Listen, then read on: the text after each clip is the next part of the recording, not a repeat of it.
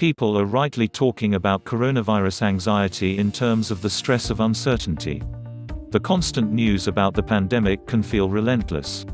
Whether it be today's statistics on deaths and new cases, new social rules laid down by the government, or the latest public figure to go down with the virus.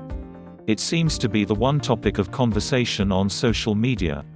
We have social distancing and for many a feeling of being imprisoned within one's own home. It's all getting a bit much. Not knowing the future about anything, of course, was always the case before coronavirus anxiety was around. Who could have said with certainty they wouldn't have got run over by a bus the next day? Could we each have been sure about never being made redundant? No one knows the future state of health. But now a world crisis is on us, we are obliged to look at uncertainty full in the face. Doubt and vagueness can lead to anxious worry. That is, if we dwell on the unknown future. Negative thoughts can flit around in the background of awareness and trigger coronavirus anxiety. Some of us may focus our thinking on them.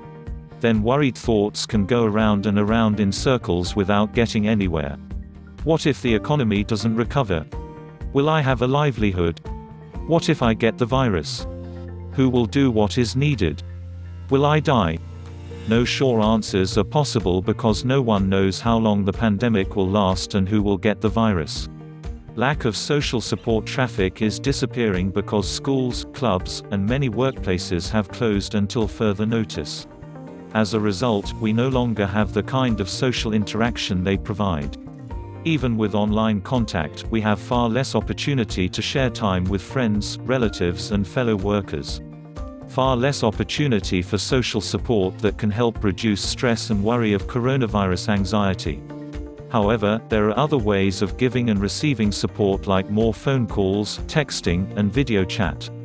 Our anxiety and fears should be acknowledged, shared, and better understood rather than ignored. Persistent coronavirus anxiety is unpleasant to experience. Also, it can exacerbate stress-related illness like tension headache, high blood pressure, constipation, irritable bowel syndrome, or even stroke. What can be done then? How can we feel less coronavirus anxiety? Paying attention to one's own needs. The standard answers are helpful. For example, during times of stress, it's good to pay attention to your own needs and feelings. Engage in healthy activities that you enjoy and find relaxing. Exercise regularly, keep regular sleep routines, and eat healthy food. Another good tip comes from the World Health Organization. Minimize watching, reading, or listening to news about COVID-19. Too much exposure is likely to cause you to feel anxious or distressed. Best to seek information updates at a specific time only, once or twice a day. Use information only from trusted sources, and mainly so that you can take practical steps to prepare your plans and protect yourself and loved ones. Get the facts, not rumors and misleading information. Doing what you can based on facts can help to minimize irrational fears. We need to protect ourselves from the fake news that is doing the rounds. Keeping coronavirus anxiety in perspective, we all differ. Some more prone to coronavirus anxiety.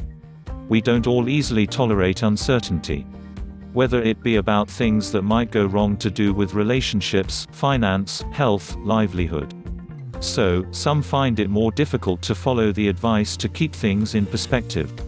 Easier said than done, you might think. Just how do we do that then?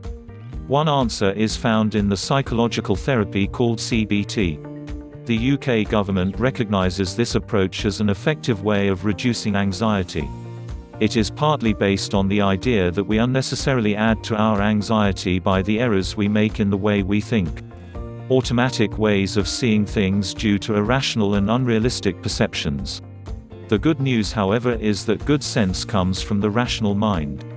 It reveals what is happening unclouded by the turmoil of feelings. It can notice our automatic anxiety-laden habits of thought.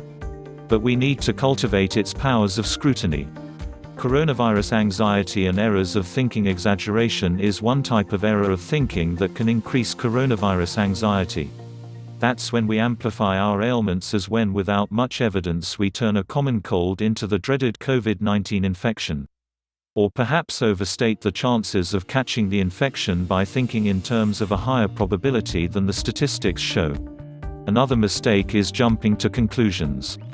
This error can amount to turning an innocuous piece of information into a catastrophe. Just because a loved one queues in a shopping line, it doesn't mean they will not be observing social distancing. And even if they cannot do this because of the behavior of others, they need not necessarily get infected. If infected, they may not develop any symptoms or any serious symptoms. Just because they sadly did become ill, it doesn't follow they will need hospitalization. Again, not all hospital cases tragically die of the disease. To the very panicky person, just going to the shops can be equated with a high risk of death. Another slip-up promoting coronavirus anxiety is selectively attending to one thing but ignore something else. Do we only notice negative news, and ignoring any positive aspects of the crisis? Just focusing on what is alarming and filtering out any reassuring trends. Fourthly, I can mention overgeneralization.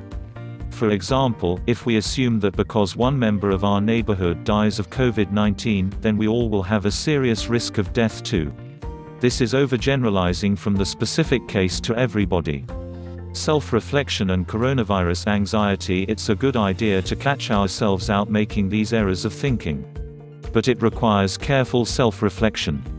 This is because irrational thought is automatic, so habitual that it passes unobserved. Mindfulness meditation can help bring about the needed self-awareness. Through self-reflection and meditation, we can become more able to observe our coronavirus anxiety and the thoughts that accompany it in an objective way, without rushing to judgment but retaining a balanced perspective. Focusing awareness on the present moment, while calmly observing feelings, thoughts, and bodily sensations. This discipline enables one to take an emotional step back from what is going on around oneself. Then we can examine our thoughts in the light of day and challenge them if unrealistic. If we start looking for more sensible ways of thinking, it becomes possible to adopt a calmer attitude. Someone said, "Worrying doesn't take away tomorrow's troubles, it takes away today's peace." Underlying assumptions affecting coronavirus anxiety. When we worry, it is as if we believe that by worrying about some event, we can somehow stop it happening. But this is palpably untrue. It is one of the negative assumptions which need bringing out into the clear light of day. Only when it is in the open can we begin to challenge it. Otherwise it will continue to operate under the surface, causing harm. The rational mind says, in the end we can only do what we can do. We can only get on with what is happening right now. With whatever activity we are involved in, or what task we are working on, or those challenges we are currently facing. Some unhelpful beliefs, our deeper beliefs, are often hidden under the surface of our conscious awareness. Perhaps without realizing it, some people avoid all unpleasant or undesirable situations. They behave as if they believed they must do this. The trouble is, most of us must deal with things that might go wrong, to do with relationships, finance, health, work, etc. We vary as to how easily we cope with the prospect of setback and disappointment. If we were to face the possibility of failure, of loss, and even pain, then we could contemplate the unknown future without insisting it follows our best laid plans. So, who says we cannot control our emotions in difficult situations? Who says we will succeed in avoiding hazardous and dangerous times? And who says we must find order, certainty, and predictability in life? Actually, we can't always have what we want. It doesn't matter what is our situation in life, there is always lack of knowledge about what tomorrow will bring. Uncertainty has always been built into the fabric of life. And things not going as predicted is inevitable. That's the case for all of us. Isn't the challenge of uncertainty a good thing? Yes, we all need a challenge. It can keep us on our toes. Deeper perception might be an insight that comes during self-reflection. Or perhaps it is an intuition we become aware of during meditation. Alternatively, it could be an idea found in sacred writing. It can be assumed that seeing what is good and true can help us steer a course through the complexities of life. Possibly enable us to find meaning and purpose in our troubles. Even offer encouragement and hope. Being naturally minded, however, hinders this kind of intuition. Some intelligent individuals close their minds to deeper considerations. They adopt an external way of thinking. They confine their reasoning to worldly information. This tends to limit spiritual beliefs. They do not raise their minds to think in terms of aims and purposes but stick with natural causes and effects. Universal healing force. One example of a deeper perception is getting in tune with a universal healing force. According to many spiritual thinkers, there is a life force within the mind and body. A universal healing power that can work through people. I would suggest this is shown for example by the naturally occurring healing of grazed skin and recovery from the common cold. Hence the old medical adage, vis medicatrix natura, the healing power of nature. According to this ancient idea, left to themselves, most disorders will run their course and the body will get well naturally. The body uses this natural healing force to repel invading microbes. However, vulnerable people have a weakened natural resilience, for example due to damage to their immune system. A deeper sense of calm. Religious and other spiritual writers contend that higher consciousness can reduce natural anxiety. They speak of creating time for quiet and stillness amid the anxiety-laden happenings of daily life. And for a meaningful connection with the deeper side of existence, reflecting on the values and things we hold sacred. A divine sense of calm comes from a place deep within oneself, and yet it is also an inflowing presence from above. This probably sounds a bit odd if you are not of a religious persuasion, but all I can say is it is very real for me. Everyone has some sort of idea of God. Mine came from when I was a boy.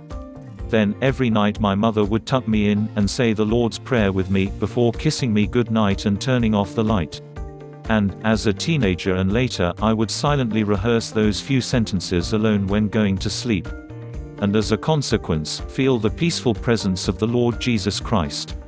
Or at least my image of Him. A presence of love seems to me to be the essence of an inner sense of calm and peace, feeling fully accepted warts and all, fully embraced by the unconditional compassion and mercy of selfless love.